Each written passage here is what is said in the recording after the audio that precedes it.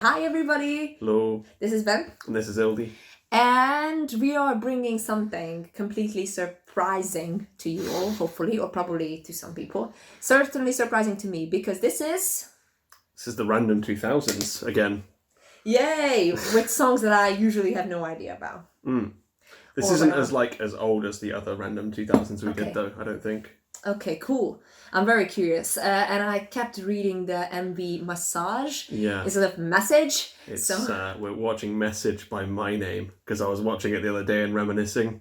And I was like, this is the most second gen music video I've ever seen in my life. So I feel like to show a bit of distilled second gen to Ildi, we need to watch Message. Okay. I mean, I'm curious because there are certain things that like just remind you of, 2000 second gen K-pop. Mm-hmm. But I'm curious if I will, how many will I catch basically? How many will I catch? Okay. 1, 2, 3. Whoa. Tilt it a little bit. So far, the hair and the air grab. Up a little bit. You started from the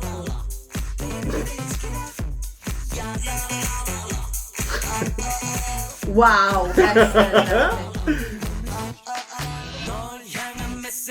Are you keeping track of your second gen bingo? I'm trying.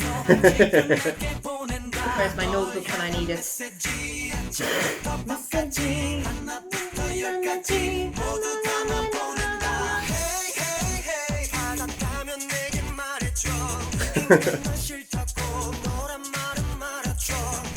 I just wonder what happened with these people. I think my name is still around, right? Really? They were a couple of years ago, I don't know if they're still are.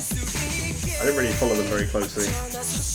But it is definitely very 2000. It's very second gen. Dancing in a box. And also don't forget Here we go. Yeah! the classic from minor to major for the chorus. Big happy chorus. Incredibly catchy. And now simple dance.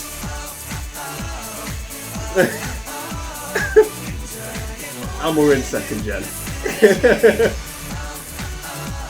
I think the spikes are also very second gen. Oh yeah, all the spikes and the anime hair and the crazy eye makeup.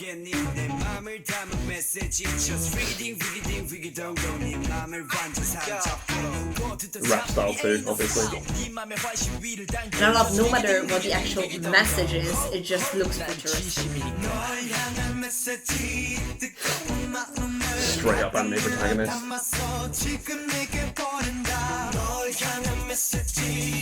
Air grabs everywhere. And the vocal layering is also very typical.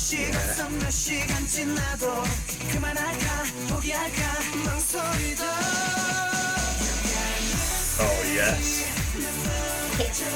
I'm just trying to guess, is it like just those two people on the side, they are not part of the band, right? I'm pretty sure they're all part, aren't they? I don't think they are. They didn't get any screen time, the ones who are down. Maybe. I think they're just extra dancers. Or like, confusing. Because then again... I don't know, I don't know my name that well. With the shoes over your eye, okay? The bridge. Oh yes. Just the piano.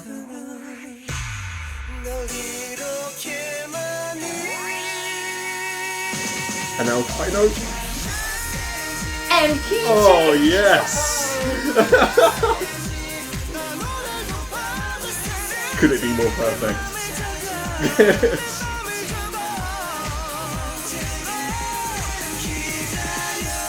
Oh, harmonies.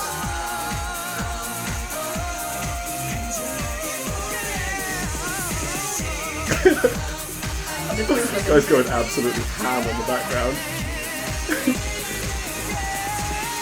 That's the intro. Oh yeah, okay.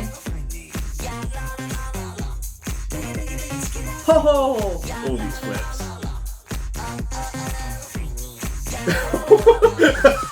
Was that too much crotch for you? Whew, okay, that was interesting. Their So- next song is, by the way, called Hello Goodbye, which I'm guessing is not the Beatles, it's Hello Goodbye, a cover of the Beatles original. I don't think so, But somehow. anyway, I love that song. Oh, by the way. But anyway, this is not about the Beatles. This is about my name.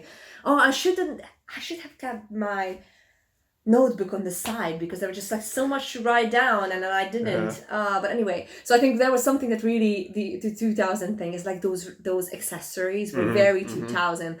Like the very second gen, like that ring that basically just has stars on the side, and he was just like he was showing it off at least 4 times. All the air grabs and No. But I think especially the vocal layer go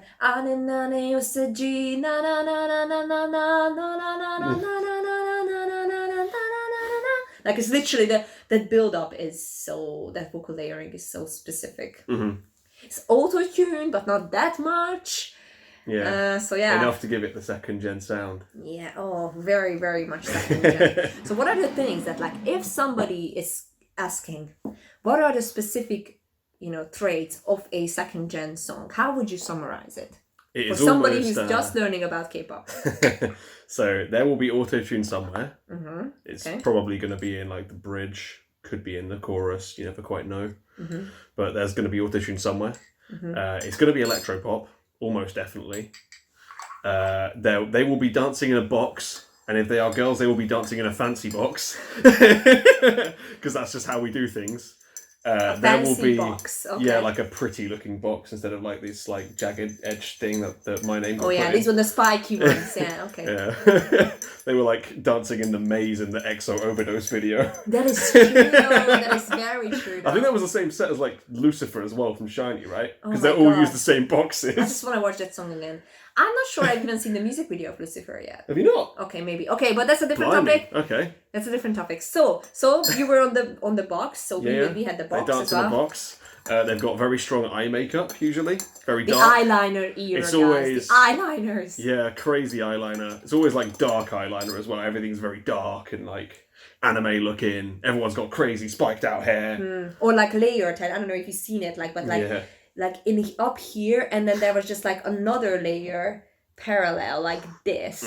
It's kind of interesting. Definitely a great achievement from the hairdressers. I mean, like there is some serious energy going into. Nowadays it's kind of like this swept look, Or like wet look. Yeah, Everyone's yeah. doing. Yeah, but these ones are like everything's very clean in that Yeah. sense. It's very edgy, the sharp edges in their hair, in their haircut, in their like In the set. set, in in the everything. set. Like they were just gonna cut themselves, and like if they get too close, and this is gonna Dancing go, like a circle of knives, you know? yeah, It's all yeah. fine. It's very like spike oriented. But what else? So, oh yeah, how much have I gone through so far? It's quite a bit. Yeah. I mean, there's always the like pretty simple but very imitable That is choreography true. with the arms out, like little groove along to it, and even the point dance, you just jump and then go.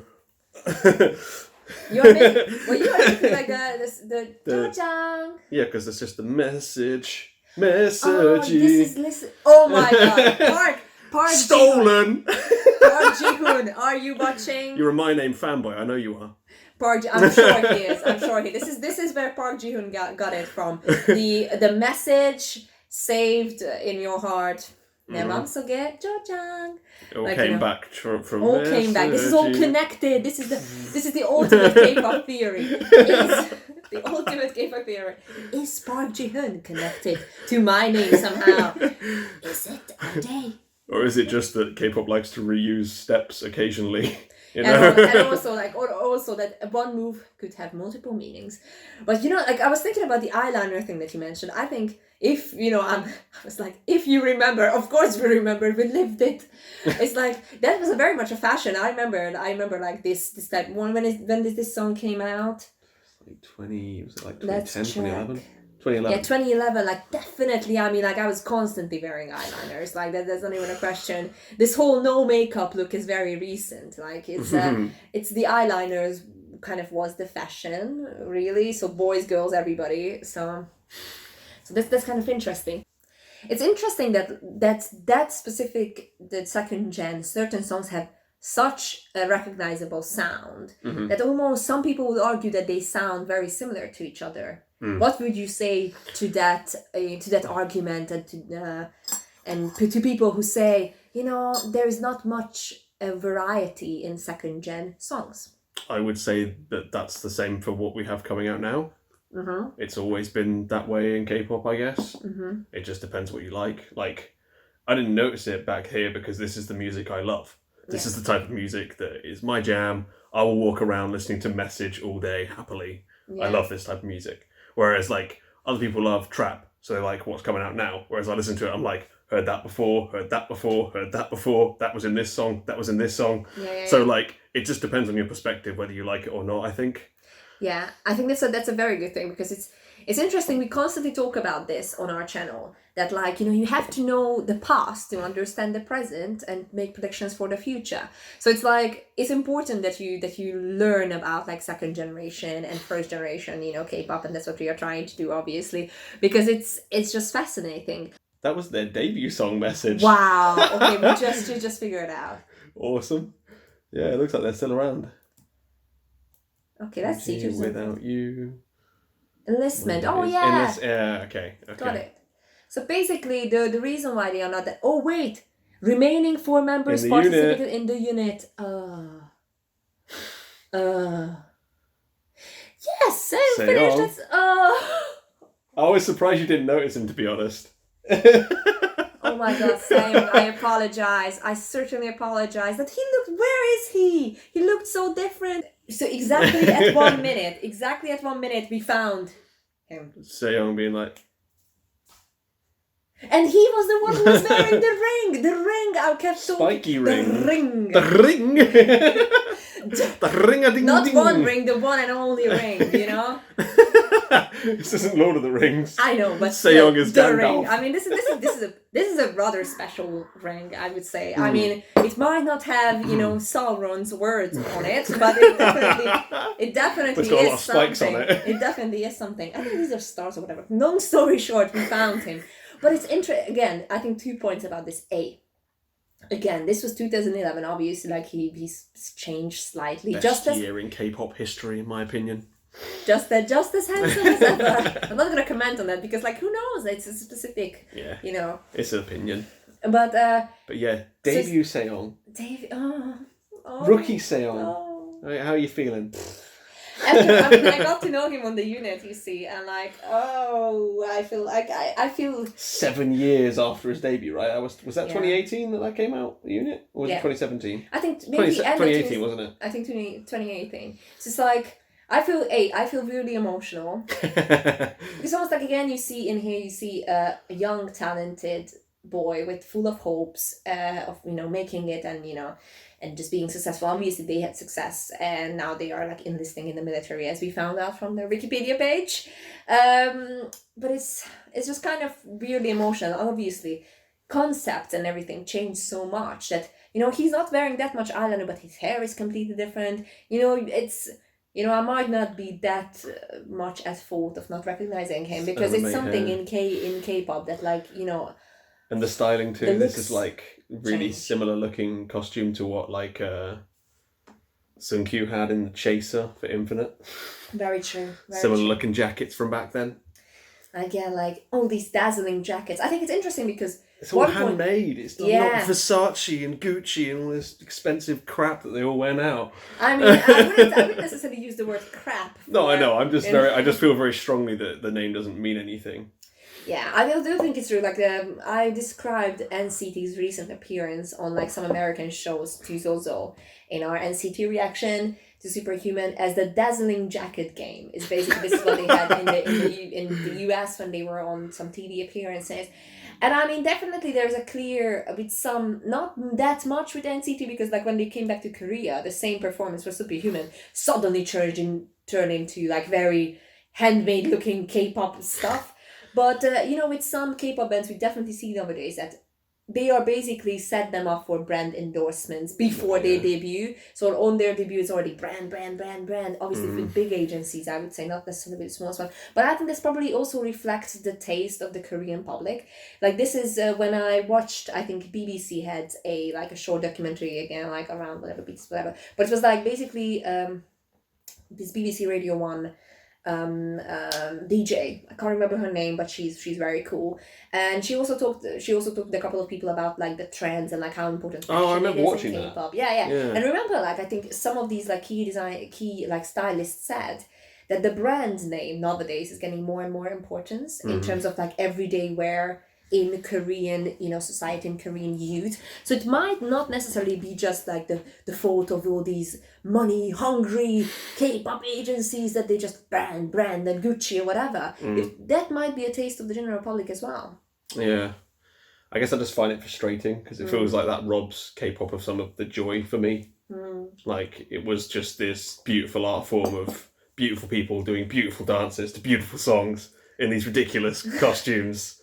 I love the combination of beautiful, ridiculous. Yeah, because like some of the costumes from second gen. I mean, come on, like what were they thinking with that? Like, I think what stuff like Block B freeze and like early shiny stuff? It's just like, what is that? I think to be fair, But it's great. 2 point on that one. Shiny from many Western outlets actually got noticed by Western outlets based on their outfits because it was incredibly forward thinking and like they were really experimenting with like the androgynous look and whatever. Like remembering their long hair of Taemin, aka god soloist Taemin. There's also really wants to cover Taemin, and I'm like, can we do that? I mean, are you sure, Taemin? Taemin's like 60% dance, right? I know. That's the thing. Some of his songs are very like rise like a phoenix or whatever. But anyway, so 2 things on that. A and B, interesting to see. They that I think it was Slister Slam Dunk, the KBS show. Yeah. And then the Unis, sorry. And then they were trying to, they were putting on some second generation iconic looks.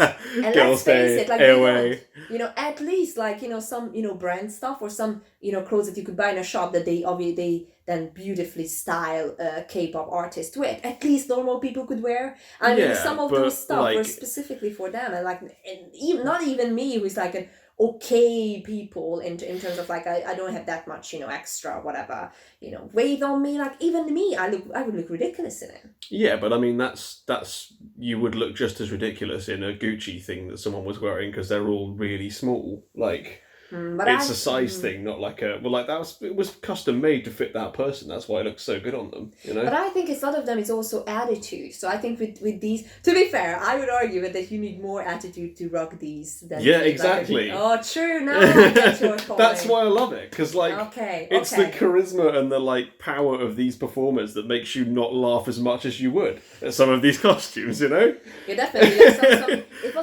Which band was the one that J Park was in? 2 p.m. 2 p.m. Like 2 p.m. Love 2 p.m. Some of their stuff, like early stuff that I've seen recently, is like quite bad. Some of those outfits, right? It's very interesting. You see, like now, actually, we had a conversation, we had a debate, and I think you convinced me, Ben, on this outfit question. Okay. I think you're quite right with this one. It's a shift. It's a shift for sure. And and handmade stuff and like custom made stuff are coming back in certain performances. Hence, NCT USA performance, NCT Korea performance. But yeah, it's very important. Well, guys, let us know what you thought, and also what are the key things in second generation that you guys look for. Yeah, mark off your second gen bingo cards in the comments, please. I think we should introduce that. Check marks everywhere. We should introduce that bingo card for the next thing that we are watching early 2000s. Yeah, okay? I think so. Let us know what you think and see you guys in the next video. See you soon.